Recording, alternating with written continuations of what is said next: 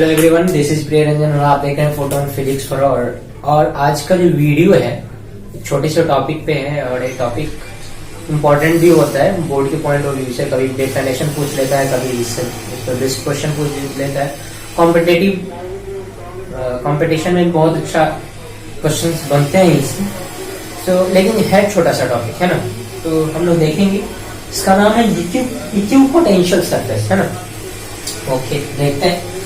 आपको पता ही है इक्यू का मतलब होता है इक्वल, पोटेंशियल मतलब सेम, और ये सरफेस इसका डेफिनेशन करता है for a given system of charge. कोई भी सिस्टम हो सकता है, पॉइंट चार्ज हो सकता है स्फेरिकल सेल हो, कुछ भी हो। किसी भी सिस्टम ऑफ चार्ज के लिए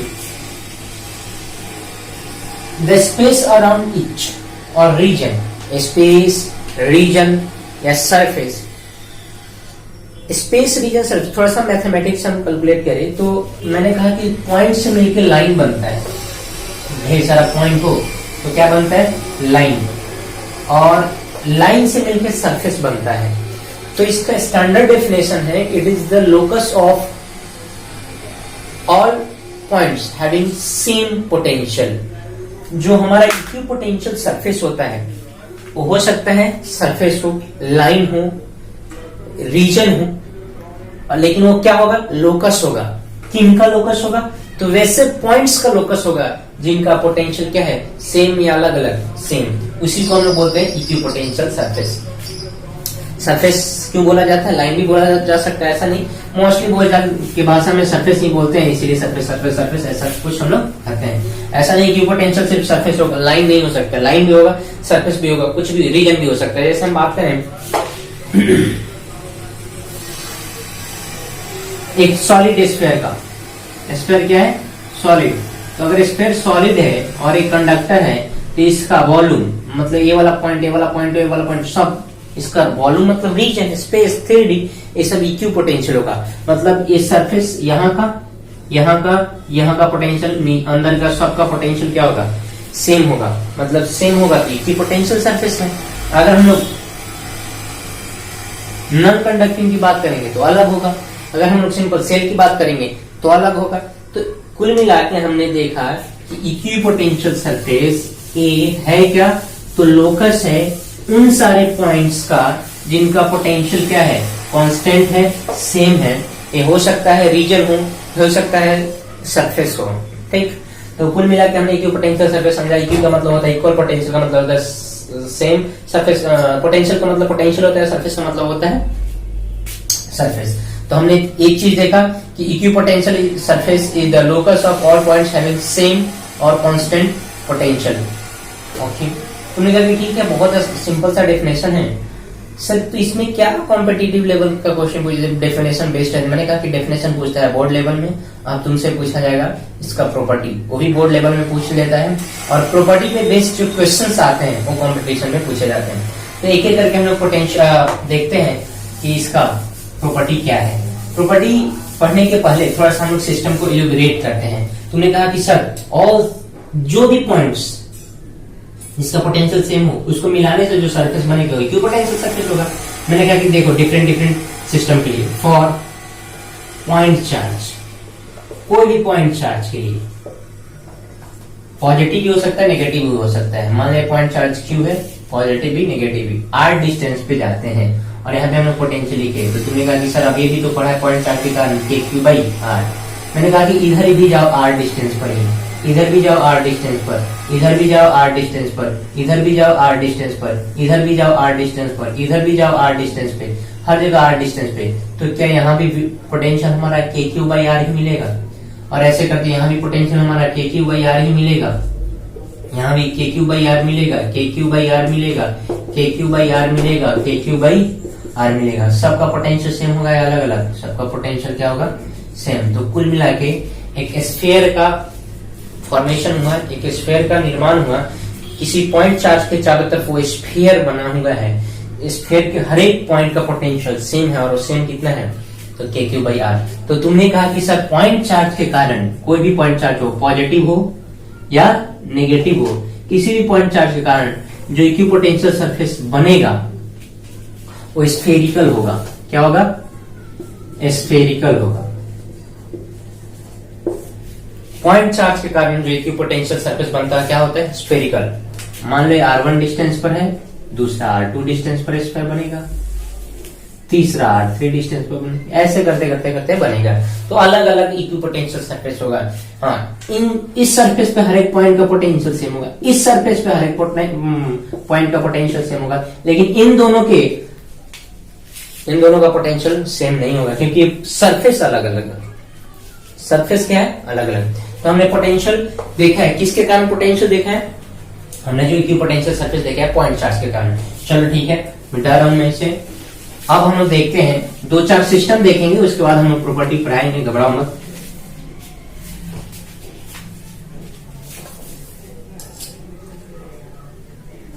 दूसरा देखेंगे अगर यूनिफॉर्म, क्या हो, यूनिफॉर्म इलेक्ट्रिक फील्ड है, यूनिफॉर्म, तो इक्विपोटेंशियल सरफेस। और ऐसा क्यों होता है, हम लोग जब प्रॉपर्टी पढ़ेंगे तो एक्सप्लेन होगा और अच्छे से समझ में आएगा। लेकिन अभी आप जान लें कि plane perpendicular to the lines, ऐसा प्लेन जो लाइन के परपेंडिकुलर हो। जैसे मैं बात करूं सिंपल सा कि एक पेज में ऐसा है ना, एक पेज टीयर करा और ये रहा तुम्हारा फील्ड लाइंस, ऐसा नहीं है, ऐसा नहीं है, एकदम से परपेंडिकुलर, ऐसे ऐसे ऐसे ऐसे ऐसे। तो फील्ड लाइंस ऐसे जैसे एरो की जैसे जा रहा है, तो उसके बीच में जो सरफेस होगा परपेंडिकुलर होना चाहिए सरफेस फील्ड लाइन पे। इन सारे सरफेस को हम लोग इक्विपोटेंशियल कहेंगे। इस पर जितने भी पॉइंट्स होंगे, सारे का पोटेंशियल क्या होगा, इक्वल। इस पर जितने पॉइंट्स होंगे सारे का पोटेंशियल क्या होगा, इक्वल।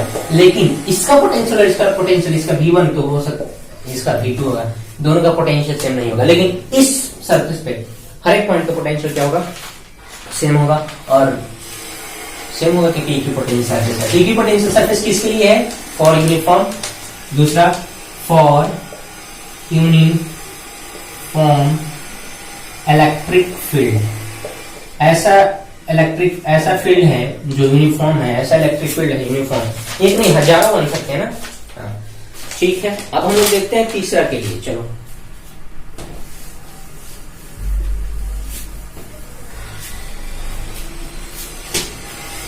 मान लो एक पॉजिटिव चार्ज है और एक नेगेटिव चार्ज है, तो बनता है डाइपोल। तो इसके लिए जो बनेगा equipotential surface, sir point charge के लिए तो आपने बताया है, उसी को हम लोग कंटिन्यू कर लेंगे। मैंने कहा हाँ कंटिन्यू कर सकते हैं, लेकिन थोड़ा बहुत आपको ध्यान में रखना है कि जब आप स्फीयर बनाओगे तो अंदर की तरफ डिस्टेंसेस कम होना चाहिए और बाहर की तरफ बढ़ना चाहिए। क्यों बढ़ना चाहिए हम लोग थोड़ा देखेंगे, घबराओ मत।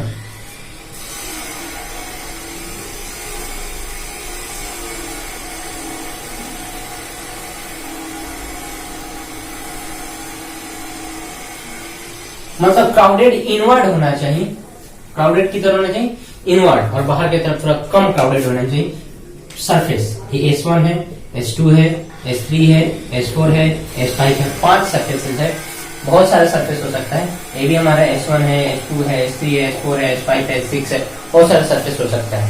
तो कुल मिला के हमने ऐसा इक्विपोटेंशियल सरफेस देखा। अच्छा, अभी इसी में मैं कहूं कि सरफेस आपने देखा, अगर फील्ड लाइंस ड्रॉ करना है तो पॉजिटिव से फील्ड लाइंस निकलेगा, नेगेटिव में जाएगा, पॉजिटिव से निकलेगा, नेगेटिव में जाएगा, इस तरह है ना। लेकिन ये जो मैंने बाद में बनाया है, ये तुम्हारा फील्ड लाइंस का डायरेक्शन है, ना कि इक्विपोटेंशियल सरफेस। सरफेस कौन है, ये वाला S1, S2, S3, S4। Spherical नहीं होगा, लेकिन थोड़ा सा क्या बोलते हैं इसको, कंप्रेस्ड स्फेरिकल होगा। जैसे बलून को लेके एक तरफ से दबा देते हैं तो एक तरफ निकल जाता है, एक तरफ थोड़ा दब जाता है, ठीक वैसे ही होगा। बाहर की तरफ निकलेगा, बाहर की तरफ कम क्राउडेड होगा, अंदर की तरफ क्राउडेड ज्यादा होगा। ओके, तुमने कहा ठीक है सर इक्विपोटेंशियल सरफेस आ गया, किसके लिए, इसके लिए इक्विपोटेंशियल सरफेस आया, बोलो भाई साहब। इक्विपोटेंशियल सरफेस है इलेक्ट्रिक डाइपोल के कारण।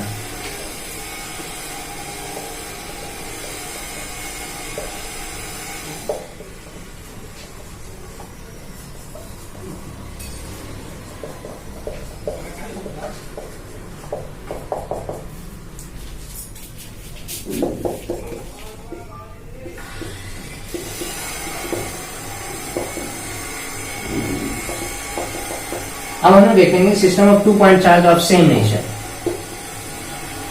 अगर नेचर क्या हो, सेम हो, मतलब दोनों पॉजिटिव है दोनों नेगेटिव, तब कैसा बनेगा, है ना। मार्कर चेंज करना है मेरे को।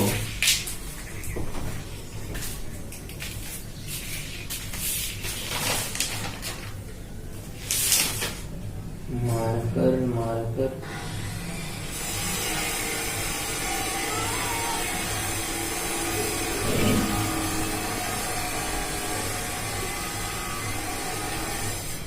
चल अब देखते हैं। मैंने कहा कि इक्विपोटेंशियल सरफेस अगर ये चार्ज पॉजिटिव हो और ये भी पॉजिटिव हो, है ना, तब कैसा होगा। मैंने कहा ठीक है, अगर तुम कार का दो हेडलाइट देखता होगा, दो हेडलाइट बहुत आसपास होता है, बहुत दूर से देखो तो लगता है कि दोनों नजदीक में है, सेम वही बात है। या अगर हम बहुत दूर से इसका बहुत दूरी पर इक्विपोटेंशियल सरफेस ड्रॉ करेंगे तो लगेगा इस तरह से। अमीबा जो आप लोग पढ़े होंगे 10th में, मैं इसको मिटा देता हूँ ना, थोड़ा सा फ्रेश दिखेगा।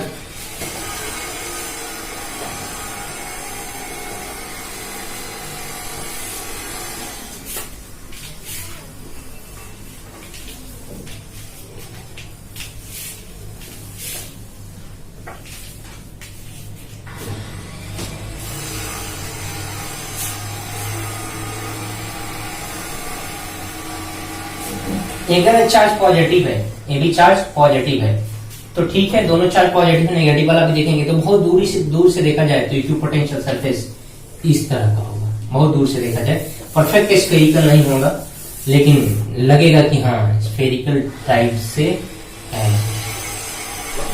ना, इस तरह से। लेकिन अगर नजदीक आया जाए तो अंदर की तरफ क्राउडिंग कम होगा और बाहर की तरफ क्राउडिंग ज्यादा होगा। देखो मैं कैसे बना रहा हूँ, आपको इस बात का ख्याल रखना है। आपको अगर अच्छे से आता है पेंटिंग वेंटिंग तो इसका आप उपयोग करेंगे। मैंने बोला कि अंदर की तरफ क्राउडिंग कम रखना है और बाहर की तरफ क्राउडिंग ज्यादा रखना है।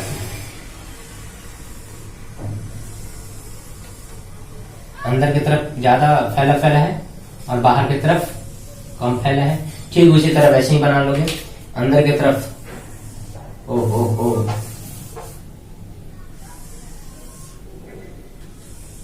याद रखेंगे इक्विपोटेंशियल सरफेस कभी भी एक दूसरे को इंटरसेक्ट नहीं करता है। तो इस तरह का दो ही बनाया मैंने, इस तरह का सरफेस आप प्रॉपर स्पेस लेके बनाओगे तो कुल मिला के इसको बनाने का तरीका यही है। ये किसके लिए है भाई साहब? System of two charges for same nature. अगर सेम नेचर हो, ऑफ सेम नेचर हो तभी ये पॉसिबल है। अपोजिट नेचर होगा तो इसको पहले हम लोग देख चुके हैं, जिसको हम लोग इलेक्ट्रिक डाइपोल बोल रहे हैं। सेम नेचर वाले में ख्याल रखना है कि अंदर की तरफ क्राउडिंग कम होगा, बाहर की तरफ क्राउडिंग ज्यादा होगा। अपोजिट नेचर वाले में अंदर की तरफ क्राउडिंग ज्यादा होगा, बाहर की तरफ क्राउडिंग कम होगा। ठीक इसके उल्टा। इस तरह से कभी कभी क्या देखता है कि किस तरह के और भी थोड़ा हम लोग सिस्टम जान लें। पॉइंट चार्ज के कारण इस तरह से बहुत सारा सिस्टम आ सकता है जिसके लिए आपको ड्रॉ करना है इक्विपोटेंशियल सरफेस। लेकिन मोस्टली जो भी एनसीईआरटी या जो हमारे टेक्स्ट बुक में है या जो हमारे स्टेट बोर्ड में पूछे जाते हैं उसमें सिंपल है। पॉइंट चार्ज के कारण स्फेरिकल नेचर का होगा, सिंगल आइसोलेटेड पॉइंट चार्ज के कारण। अगर टू आ जाए सेम नेचर का तो कैसे होगा अभी बताया, और डाइपोल आ जाए तो कैसे होगा अभी बताया, और यूनिफॉर्म। इन तीन चार चीजों को का ख्याल रखेंगे, बाद बाकी कुछ याद रखने की जरूरत नहीं है। अब आते हैं प्रॉपर्टी पे, एक एक करके देखते हैं प्रॉपर्टी। सबसे पहला प्रॉपर्टी होता है कि वर्क डन जीरो होता है ऑन मूविंग। अगर कोई इक्विपोटेंशियल सरफेस पे मूव करे तो वर्क डन जो होगा वो जीरो होगा।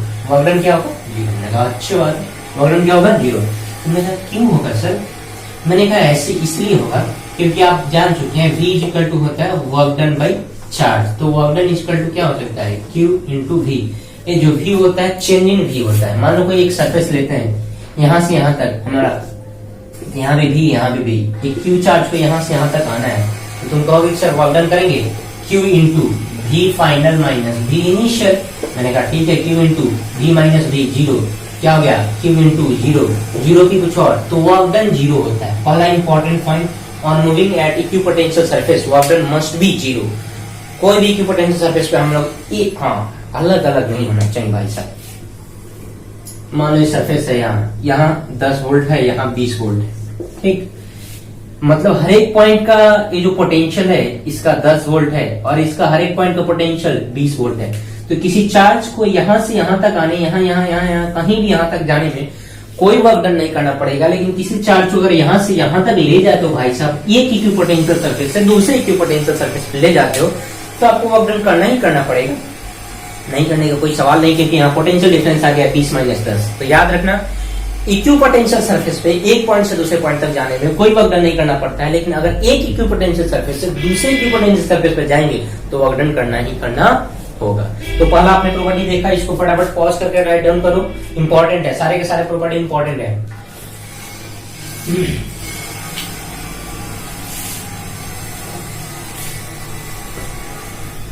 ओके,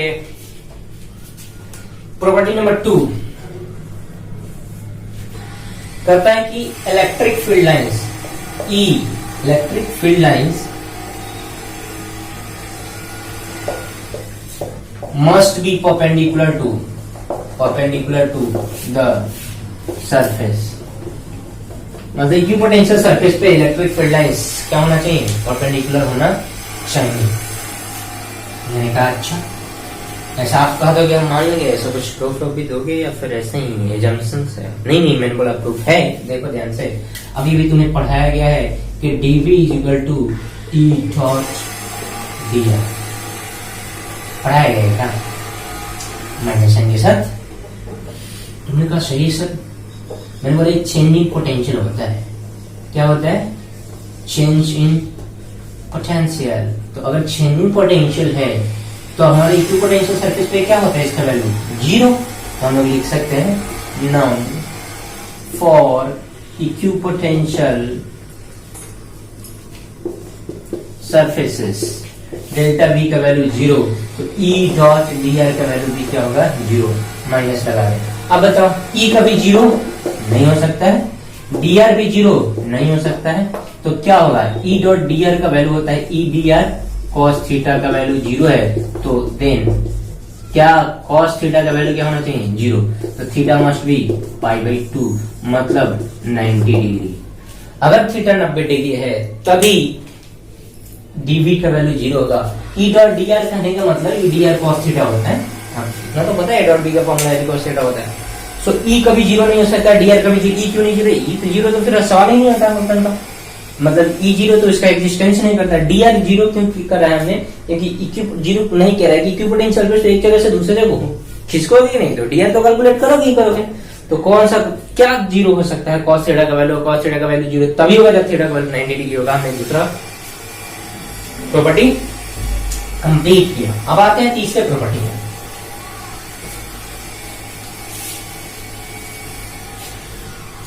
कि कभी भी two equipotential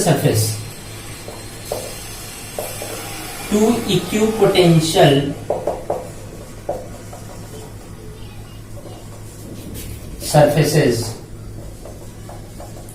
never intersect each other। कभी भी दो इक्विपोटेंशियल सरफेस कभी भी एक दूसरे को इंटरसेक्ट नहीं कर सकता है। क्यों नहीं कर सकता है? ध्यान से देखिए, मान लो S1 है और एक S2 है, ये दोनों अलग अलग है। इसका है 10 वोल्ट, इसका है 50 वोल्ट। अगर कॉमन पॉइंट पे देखें तो ये 10 वोल्ट होगा और 50 वोल्ट होगा। क्या होगा? कंट्राडिक्शन पॉसिबल नहीं। तुमने कहा कि सर फील्ड से बताइए। मैंने कहा चलो फील्ड से। सरफेस है, इस सरफेस पे एक फील्ड परपेंडिकुलर फील्ड होगा इस सरफेस पर, और एक होगा फील्ड इस सरफेस पे। क्या एक ही पॉइंट पे फील्ड का 2 डायरेक्शन कभी पॉसिबल है? नहीं। तो फील्ड से भी पॉसिबल नहीं है और पोटेंशियल से भी, क्योंकि at common potential at a common point there are 2 value of potential which is not possible because it is equipotential. Equipotential है तो पोटेंशियल सेम होना चाहिए, जबकि पोटेंशियल डिफरेंट है। तो कभी भी दो इक्विपोटेंशियल सरफेसेस कभी भी एक दूसरे को इंटरसेक्ट नहीं करेगा। अच्छी बात है। नेक्स्ट एंड लास्ट जो सभी को एक्सप्लेन करेगा, मैंने कहा कि अभी तुम्हें सिखाया है dv = -E डॉट dr, है ना? तुमने कहा कि सर एक चीज बताओ, ये dv बाई ई कर दूं तो ये dr निकलेगा क्या? तुमने कहा कि सर अगर पोटेंशियल डिफरेंस कांस्टेंट है क्या हो जाए, dv क्या हो जाए, कांस्टेंट, तो dr जो होगा, dr होगा इनवर्सली प्रोपोर्शनल टू ई के क्या होगा, प्रोपोर्शनल इनवर्सली। मतलब अगर इफ फील्ड का वैल्यू ज्यादा तो dr का वैल्यू कम, मतलब क्राउडेड होगा। क्या होगा, क्राउडेड। dr का वैल्यू कम मतलब डेंस, क्राउडेड, या तो डेंस होगा नहीं तो मतलब डेंस और क्राउडेड हो सकता है। इसीलिए आपको बताया जा रहा था कि एक पॉजिटिव चार्ज है, एक नेगेटिव चार्ज है। अब पॉजिटिव चार्ज और नेगेटिव चार्ज के कारण यहाँ पे देखो फील्ड का वैल्यू ज्यादा होता है, इधर जाओगे तो कम होगा, इधर जाओगे तो कम होगा फील्ड का वैल्यू यहाँ पर।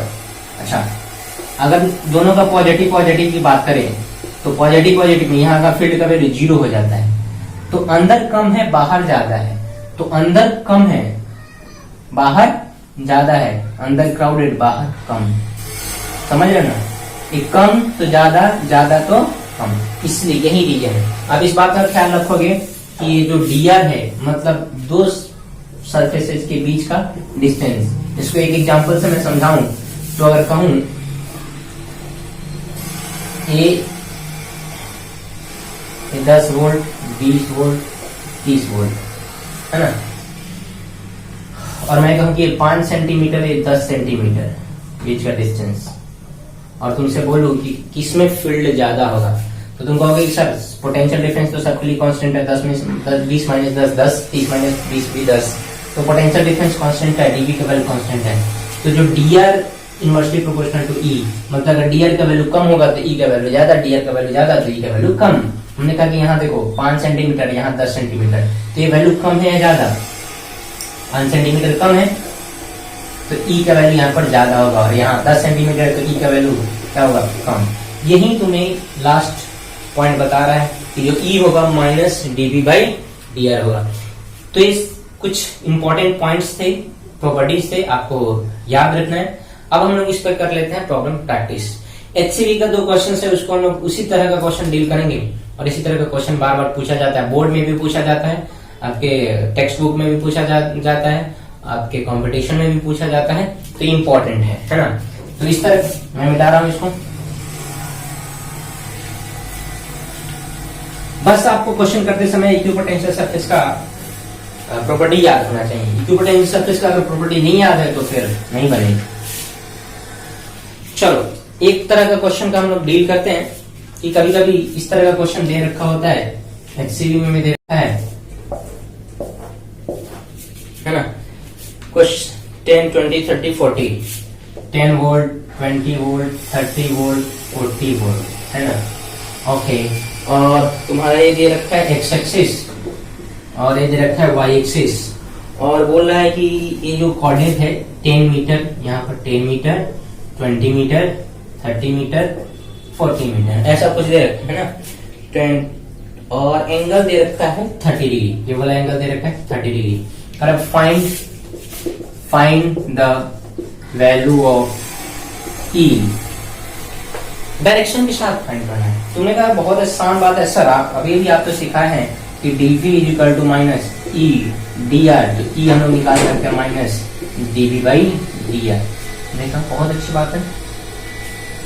मैं तुमसे एक चीज पूछना चाहता हूँ, ठीक, ई अगर मैग्नीट्यूड की बात करें तो क्या लिखोगे, dv बाई dr, क्या इसको लिख सकते हो delta v by delta r? अरे d क्या होता है, स्मॉल चेन, डेल्टा क्या होता है, लार्ज चेन, तो delta v by delta r लिख सकते हो, ऑब्वियस सी बात है लिख सकते हो। एक और प्रॉपर्टी जानते हो, तो तुमने कहा कि सर ई का मैग्नीट्यूड तो पता चल गया, टेंशन वाली बात ही नहीं है, delta v by delta r। हमने कहा ठीक है, ये वाला डिस्टेंस कितना आप दे रखा है, एंगल 30 डिग्री इधर दे रहा हूं, 30 डिग्री है ना, सबके साथ एंगल 30 डिग्री, ये वाला डिस्टेंस 10 मीटर। तुम बताओ सबसे पहला प्रॉपर्टी, दूसरा प्रॉपर्टी हमने क्या पढ़ा था, electric field lines perpendicular to the surface. तो कोई भी इलेक्ट्रिक फील्ड लाइंस होगा, कोई भी, यहाँ पे बना लो, यहाँ पे बना लो, कहीं भी बना लो, परपेंडिकुलर होना चाहिए। ये एंगल क्या होना चाहिए, 90, मस्ट बी 90, नहीं है तो नहीं, नहीं है तो फील्ड लाइंस भी नहीं है। तुमने कहा ओके सर, अब ये डायरेक्शन आप कैसे डिटरमाइन कर देगा, ऊपर होगा नीचे होगा। मैंने कहा कोई बात नहीं, तुम एक प्रॉपर्टी तो पढ़ चुके हो कि जो पोटेंशियल होता है शुरुआत में ज्यादा होता है, जैसे डिस्टेंस बढ़ता है तो पोटेंशियल घटता है और इनफाइनाइट पे जीरो हो जाता है। और एक चीज हमने पिछले लेक्चर में बताया, बहुत सारे लेक्चर में, कि पोटेंशियल घटता है फील्ड के डायरेक्शन में। फील्ड के डायरेक्शन में क्या होता है, पोटेंशियल घटते जाता है। तो जिधर पोटेंशियल घटेगा उधर ही फील्ड का डायरेक्शन होगा। परपेंडिकुलर होगा, मैंने बता दिया ओके। अब फील्ड किधर घट रहा है, देखो तो इधर 10 के बाद सॉरी फील्ड के डायरेक्शन में पोटेंशियल घटता है, तो पोटेंशियल किधर घट रहा है, 10, 20, 30, 40। इधर पोटेंशियल बढ़ रहा है घट रहा है, बढ़ रहा है, तो घट किधर रहा है, इधर। तो फील्ड का डायरेक्शन ऊपर की तरफ ही होगा। बहुत अच्छी बात है, तो फील्ड का डायरेक्शन आ गया, मैग्नीट्यूड आ गया, काम बन गया। अब तुम्हें लिखना है मैग्नीट्यूड।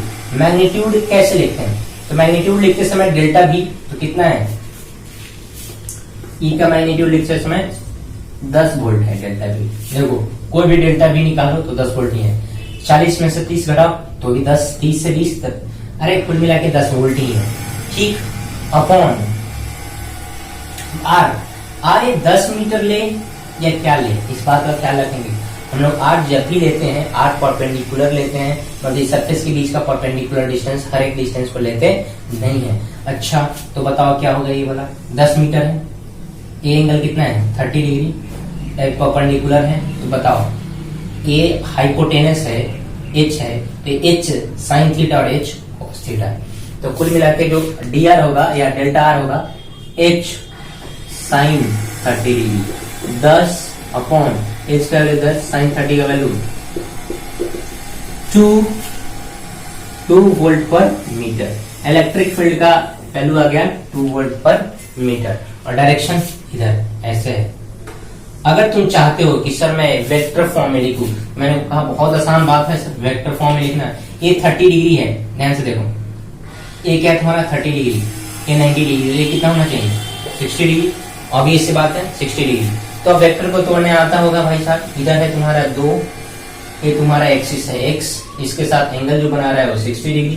तो 2 डाल, 2 का साइन 60 इधर, cos 60 इधर, 2 cos 60 डिग्री इधर और 2 साइन 60 डिग्री इधर। इसमें माइनस आई कैप लगा लेना और इसमें जे कैप लगा लेना, कंप्लीट करोगे। तो वेक्टर फॉर्म में अगर देना चाहो तो आप क्या दोगे 2, और आई कैप के साथ चलते हैं तो -2 cos 60 डिग्री का वैल्यू होता है 1/2 आई कैप, प्लस जे कैप का नेगेटिव होगा, पॉजिटिव होगा तो 2 साइन 60 डिग्री का वैल्यू √3/2 जे कैप। तो कुल मिला के हमारा वेक्टर फॉर्म है माइनस आई कैप प्लस √3 जे कैप। वेक्टर फॉर्म में, स्केलर फॉर्म में मैग्नीट्यूड ले रखा है 2 वोल्ट पर मीटर। तो इस तरह का क्वेश्चन एचसीबी में मिलेगा, आप क्वेश्चन कर सकते हैं, बहुत आसान होता है। इस तरह के क्वेश्चन का कॉन्सेप्ट दो ही होता है, पहला कि फील्ड लाइन हमेशा सरफेस पर परपेंडिकुलर होगा, ओके, और दूसरा कि मैग्नीट्यूड हम कैसे निकालेंगे, delta V by delta are. और डेल्टा आर लिखते समय हम लोग याद रखेंगे कि इक्विपोटेंशियल सरफेसेस का जो डिस्टेंस होता है वो परपेंडिकुलर होना चाहिए, कोई एरर वगैरह डिस्टेंस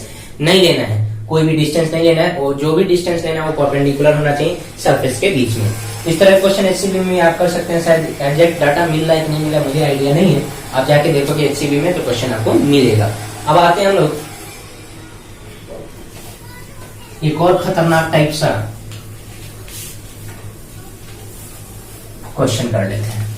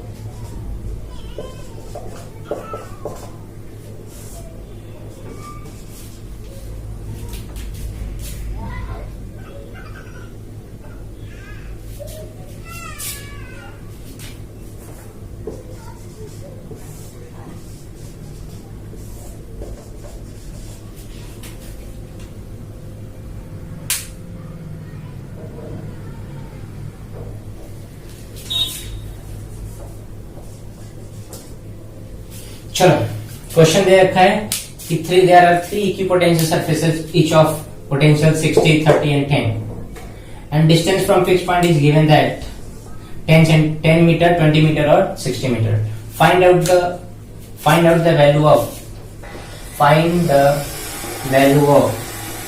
E का वैल्यू निकालना। क्या होगा E का वैल्यू? तुमने कहा सर अभी तो सिखाया आपने, इक्विपोटेंशियल सरफेस है तो परपेंडिकुलर होगा। हमने कहा बहुत अच्छी बात। अब अंदर की तरफ कि बाहर की तरफ? तो तुमने कहा बाहर की तरफ। कैसे? तो देखो पोटेंशियल घटते जा रहा है, तो पोटेंशियल किस डायरेक्शन में घटता है? तो फील्ड के डायरेक्शन में। तुमने कहा बहुत अच्छी आसान बात है सर। और डेल्टा ई का वैल्यू लिख दो sir, delta V by delta. मैंने कहा बहुत अच्छा बेटा, डेल्टा भी देखो। तो तुमने कहा कि सर 60 माइनस 30 ले लो। मैंने कहा ये क्यों, आगे वाला ले लो। तो 10 माइनस 30 किया तो कहा कि सर ये तो गड़बड़ हो रहा है, यहाँ पे 30 आ रहा है, यहाँ पे 20। How can it possible? तुमने पिछले वाले क्वेश्चन का आइडिया नहीं लगाना है। पिछले वाले क्वेश्चन में जो इलेक्ट्रिक फील्ड था यूनिफॉर्म था, जो हर एक पोटेंशियल के बीच का डिफरेंस था वो कांस्टेंट था। हर एक सरफेस के बीच का पोटेंशियल डिफरेंस क्या था? कांस्टेंट। लेकिन इसमें कांस्टेंट है क्या? नहीं है। तो डायरेक्शन तो अच्छी बात है, डायरेक्शन नहीं होगा, लेकिन ये delta E equal to delta V by delta r वाला कॉन्सेप्ट हम लोग नहीं लगा सकते हैं। तो क्या लगाएंगे? तब कैसे आइडिया आएगा? तो हम लोग सोचेंगे कि देखो ये जो पोटेंशियल स्फेरिकल सरफेस बन रहा है ऐसा पॉइंट चार्ज के कारण होगा। किसके कारण होगा? पॉइंट चार्ज के कारण। तो अब हम लोग आइडिया थोड़ा सा लगाएंगे कि देखते हैं पॉइंट चार्ज के कारण कुछ आ जाए। हमने कहा कि सर पहले सरफेस के लिए k q by r one equal to कितना वोल्ट है? 60 वोल्ट। हमने कहा देखो तो के क्यू और 60 इंटू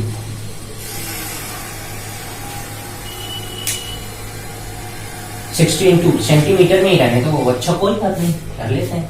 60 इंटू आर का वैल्यू देखो कितना है पहले के लिए?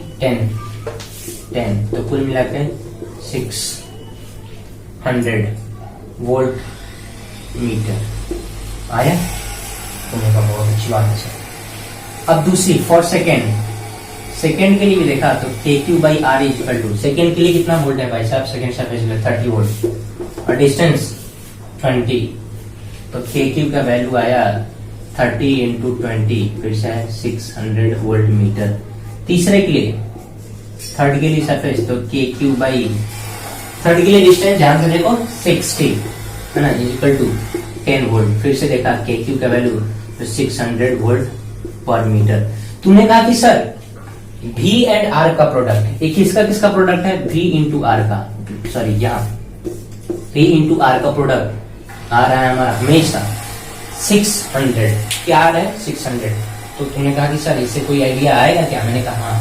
क्वेश्चन को पॉज करके उतार रखा होगा या उतार लो फटाफट, तो इधर मैं सॉल्यूशन करूंगा। तो मैंने कहा कि ठीक है, के क्यू का वैल्यू हमारा कांस्टेंट आ गया। के क्यू का वैल्यू जब कांस्टेंट आ गया तो कुछ आइडिया दिया कि k q is equal to constant और इसका वैल्यू है हमारा 600 वोल्ट मीटर। इसका वैल्यू है 600 ओके वोल्ट मीटर। अब हम लोग इन जनरल अगर हम कहें कि पोटेंशियल V लिखो तो तुम लिख सकते हो, आराम से लिख सकते हैं इन जनरल पोटेंशियल कि हमारा फॉर्मूला होता है के क्यू बाई आर और के क्यू का वैल्यू हम लोग अभी फाइंड किया है 600 वोल्ट मीटर बाई आर। हमने कहा अच्छी बात है। अब V का हमें फंक्शन आ गया, फंक्शन है V आया आर के टर्म में 600 वोल्ट मीटर बाई आर। अरे यूनिट डालो भाई, यूनिट में बाद में हम लोग पुट करेंगे। 600 बाई आर आ गया। मैंने कहा अच्छी बात है। तुम बताओ ई का वैल्यू क्या लिखते हो? Minus dv by del r, ऐसे लिखते हो क्या? मैंने कहा अच्छी बात है। Minus 600 by r by d r. 600 partial derivative भी ले सकते हैं हम लोग, सिंपल डेरिवेटिव लिख सकते हैं। तो फटाफट हम लोग डेरिवेटिव करेंगे। 600 माइनस 600 को बाहर करेंगे तो r to the power minus 1 differentiation करना है r to the power minus 1 by d r का। पावर लगाओ, पावर से घटाओ, डिफरेंशिएशन तो आता ही होगा। पावर कितना है? -1, तो -600 इंटू -1 पॉइंट एक घटाओगे, -1 से -1 घटाओगे तो -2 हो जाएगा, तो हो जाएगा r टू द पावर -2। कुल मिला के 600 बाई आर स्क्वायर। तुमने मैग्नीट्यूड अब निकाल रखा है, ई का मैग्नीट्यूड, इधर ई का मैग्नीट्यूड हमने निकाल रखा है कैसा ई का मैग्नीट्यूड 600 बाई आर स्क्वायर। ई का मैग्नीट्यूड हो गया, डायरेक्शन के साथ पुट करेंगे तो अभी भी डायरेक्शन तो बताया था ना, रेडियली आउटवर्ड, तो हम लोग आर कैप लगा देंगे। तो ई का वेक्टर फॉर्म में हमारा आ गया 600 by r square r cap. क्यों आया समझ में आया? इस तरह का क्वेश्चन जल्दी हम लोग डील करेंगे, पहले वाले कॉन्सेप्ट में नहीं करेंगे। एचसीपी में 2 क्वेश्चन इसी तरह का लगातार है, आप जाके करोगे उसे और आंसर करोगे। अगर आंसर नहीं मैच करता है कमेंट बॉक्स में लिखो, मैं सॉल्यूशन या व्हाट्सएप कर दूं, मैं सॉल्यूशन तुम्हें, सॉल्यूशन क्या इसी तरह का है ही, एक बार 2 बार 3 बार ट्राई करोगे बनेगा, ऐसा कुछ नहीं है। और ये क्यों हम लोग ले रहे हैं, अभी अभी बताया ना के क्यू का वैल्यू, और हमें दिखा कि पॉइंट चार्ज ऐसे है। तुमने कहा कि सर अगर नहीं हुई इस तरह से नहीं दिखता तो हमेशा ही देखते रहेंगे, मैंने कहा नहीं। तो आप याद रखेंगे वोल्ट मतलब पोटेंशियल और आर, पोटेंशियल और आर का वैल्यू खोजेंगे, क्या इसका प्रोडक्ट कांस्टेंट है या नहीं है। क्योंकि जब तक तुम दिमाग नहीं लगाओगे, मैं तरीका बता सकता हूँ कि ऐसा सोच सकते हो, और जब ज्यादा से ज्यादा प्रैक्टिस करोगे तुम दिमाग लगाओगे तो आइडिया आएगा, अच्छा ऐसा ऐसा करना है। मैंने एक आइडिया दिया कि पोटेंशियल और आर का प्रोडक्ट करके देखोगे, अगर कांस्टेंट हो तो बहुत अच्छी बात है, हम लोग कर सकते हैं, लगा सकते हैं। सो आज के लिए इतना ही। इक्विपोटेंशियल सर्फेस मैं थोड़ा सा रिवाइज कर दूं। इक्विपोटेंशियल सर्फेस ऐसा सर्फेस इसके हर एक पॉइंट का पोटेंशियल सेम होता है, इसको इक्विपोटेंशियल, इसका स्टैंडर्ड डेफिनेशन बोला है, it is a locus of all points having same या कांस्टेंट पोटेंशियल। सरफेस भी हो सकता है, लाइन भी हो सकता है, रीजन भी हो सकता है, मतलब स्पेस भी हो सकता है। ओके, उसके बाद हमने देखा है कि डिफरेंट सिस्टम के लिए, मतलब पॉइंट चार्ज के लिए सरफेस स्फेरिकल होगा, 2 पॉइंट चार्ज के लिए कैसा होगा, 3 पॉइंट चार्ज के लिए, 2 पॉइंट चार्ज के लिए सेम नेचर का, अपोजिट नेचर का कैसा होगा, यूनिफॉर्म के लिए क्या होगा, सारा चीज हमने देखा। और लास्ट में पढ़ा है हमने प्रॉपर्टी, और प्रॉपर्टी के बेसिस पर हमने 2 क्वेश्चन कराए हैं, और इसी तरह का क्वेश्चन पूछा जाता है इन जनरल। तो आप ज्यादा से ज्यादा जाकर क्वेश्चन लगाओगे, और मैं अपनी स्पीड को कम करते हुए कहूँ कि अगर वीडियो अच्छा लगे तो लाइक करो, सब्सक्राइब करो तो करोगे ही, और रही बात तुम शेयर करोगे मैक्सिमम, ताकि सब्सक्रिप्शन बढ़े और ज्यादा से ज्यादा लोगों को फायदा पहुंचे। सो आज का वीडियो इतना ही। Thanks for watching, thanks a lot once again.